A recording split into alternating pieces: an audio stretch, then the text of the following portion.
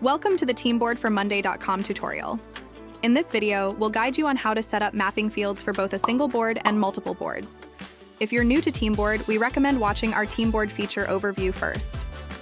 Before we start, let's talk about what mapping fields are and why they're important.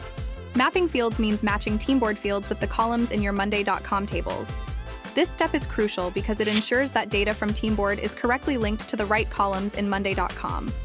Once the columns are mapped, information from your Monday.com table will automatically display on TeamBoard, making everything work smoothly together.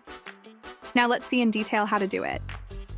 When you first open TeamBoard, you'll be asked to map the fields. If you skip this step, you can always go back to the settings to do it later. To access the settings, click on Board Settings. This will open the Settings dialog, where you can set or change these settings anytime you need to. The Timeline field is a required field with the column type set to Timeline. This field sets the start and end dates for each task, helping to define the schedule and duration of your tasks. The Assignees field is also required and should be set to the People column type. This field specifies the team members who will work on each task. The Scheduled Hours field is a required column with the type set to Numbers. This column shows the number of hours that members plan to spend on a task.